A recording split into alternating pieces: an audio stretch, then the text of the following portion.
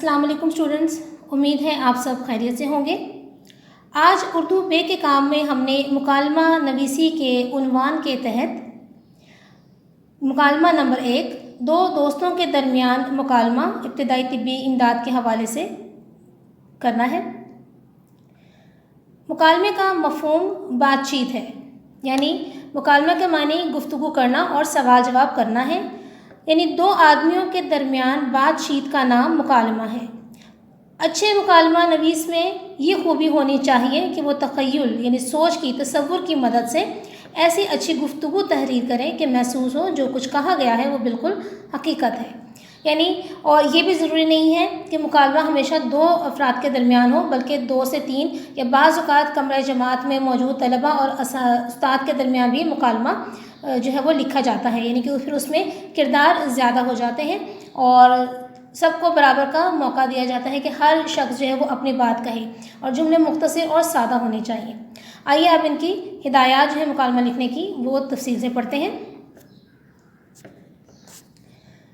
Number 1, मुकालमा लिखते वक्त बातचीत करने वालों के नाम दाईं तरफ लिखें, यानी कि जहां आपने हाशिया लगाया है हाशिए के अंदर आप कुछ नहीं लिखेंगे, हाशिए से बाहर जो आपके पास खाली जगह है वहीं आप अपने किरदारों के नाम लिखेंगे, क्योंकि हाशिया लगाने का मकसद ही ये है कि हाशिए के अंदर कुछ ना लिखा जाए और इबारत एक जो है तरतीब में आती जाए।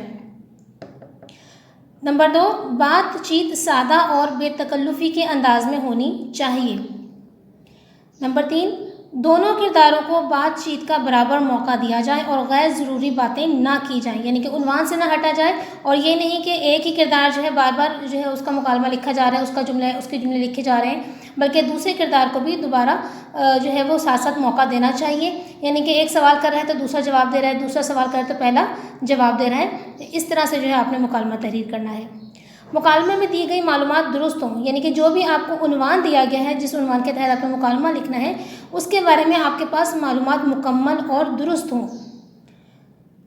हर किरदार के रंग ढंग के मुताबिक बातचीत की जाए, मतलब अगर कोई बड़ा और छोटा आपने जो है उम्र के मुताबिक बड़ी और छोटी उम्र के अफराद को शामिल किया है तो उसी हिसाब से आपके मुकालमों के जुमले भी लिखे जाएंगे।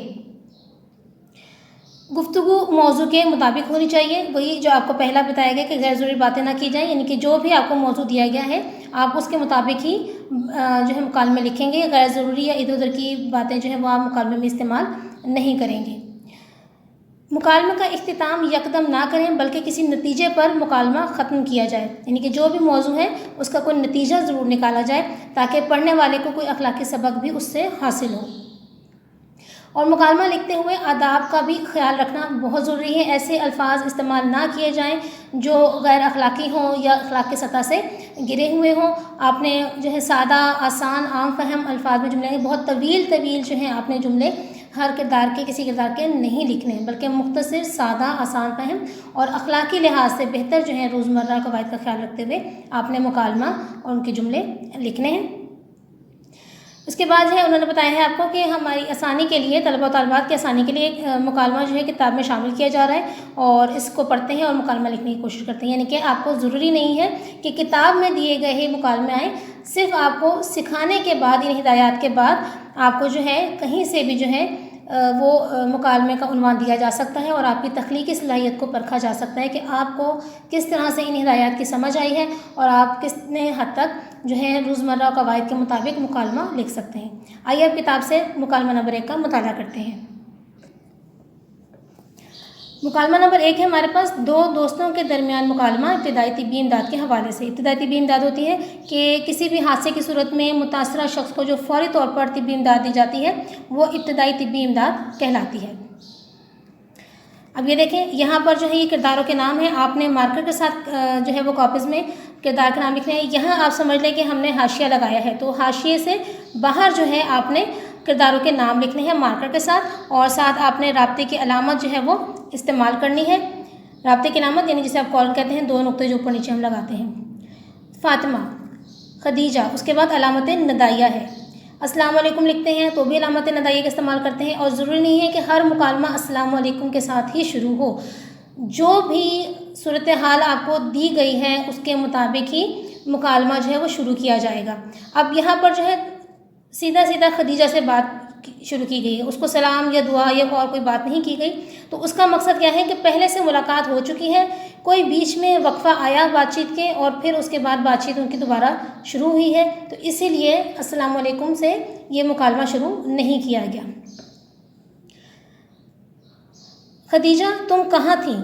اور جب بھی کوئی سوالیہ جملہ ہوگا تو سوالیہ علامت لازمی لگائیں۔ رموز اوقاف کا خیال رکھنا نہایت ضروری ہے تحریری شکل میں، تاکہ پڑھنے والے کو معلوم ہو اور وہ صحیح طرح سے لطف اندوز ہو سکے آپ کی عبارت سے، آپ کی تحریر سے۔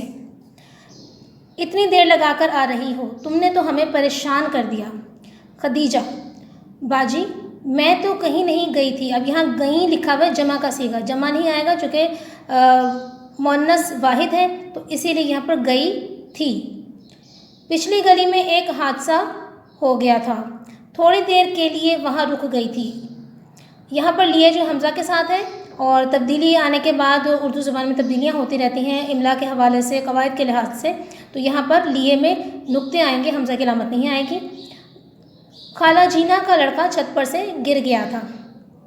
جب بھی ایک جملہ مکمل ہوتا ہے ختمی کی علامت۔ فاطمہ کوئی سخت چوٹ تو نہیں آئی اسے؟ اب یہاں پر دیکھیں چونکہ کیا کیوں استعمال نہیں کیا گیا، لیکن پڑھنے سے آپ کو اندازہ ہو رہا ہے کہ انداز سوالیہ ہے، تو اس لیے ہم نے یہاں علامت سوال لگائی ہے۔ خدیجہ چوٹیں تو اسے بہت آئی ہیں، مگر کلائی کی ہڈی پر کچھ زیادہ ہی سخت چوٹ لگی ہے۔ خدشہ ہے، اندیشہ ہے، ڈر ہے کہ کہیں ٹوٹ نہ گئی ہو۔ فاطمہ اس کے گھر والوں نے کیا کیا؟ یہ کیا نہیں ہے، کیا کیا، یعنی کہ اگلا جو ہے کاف کے نیچے زیر ہے۔ خدیجہ وہ اسے ہسپتال لے جانے ہی والے تھے کہ ان کا ایک پڑوسی لڑکا ایک باکس اٹھائے ہوئے آ گیا، اس کی مرہم پٹی کی اور اس کے بعد وہ اسے ہسپتال لے گئے۔ فاطمہ یہ تو بہت اچھا ہوا، اس لڑکے نے ابتدائی طبی امداد کی تربیت حاصل کی ہوگی۔ یہاں پر کیا لکھا ہے، آپ نے کی لکھنا ہے۔ خدیجہ ابتدائی طبی امداد کیا ہوتی ہے باجی؟ فاطمہ اگر کوئی شخص اچانک کسی حادثے کا شکار ہو جائے تو اسے ڈاکٹر کے پاس لے جانے سے پہلے علاج کی فوری ضرورت ہوتی ہے، اس وقتی علاج کو ابتدائی طبی امداد کہتے ہیں۔ خدیجہ پھر تو سب کو ابتدائی طبی امداد کی تربیت حاصل کرنی چاہیے۔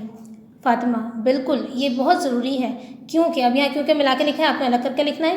اکثر اوقات بیماری یا حادثے کا شکار ابتدائی طبی امداد ہی سے ٹھیک ہو جاتا ہے، جبکہ بھی الگ الگ کر کے لکھنا ہے آپ نے۔ دوسری صورت میں ڈاکٹر کے پاس جانے میں جو وقت لگتا ہے اس ابتدائی طبی امداد کے باعث مریض کی حالت زیادہ نہیں بگڑتی، زیادہ خراب نہیں ہوتی۔ خدیجہ باجی کیا آپ نے بھی یہ تربیت لے رکھی ہے؟ فاطمہ جی خدیجہ میں نے گرل گائیڈ بن کر یہ تربیت اسکول ہی میں حاصل کی تھی۔ خدیجہ اب میں بھی جلد سے جلد ابتدائی طبی امداد کی تربیت حاصل کروں گی تاکہ دوسروں کی مدد کر سکوں۔ فاطمہ ضرور، بلکہ خود تربیت حاصل کرنے کے بعد دوسروں کو بھی تربیت دو اور نیکی کماؤ۔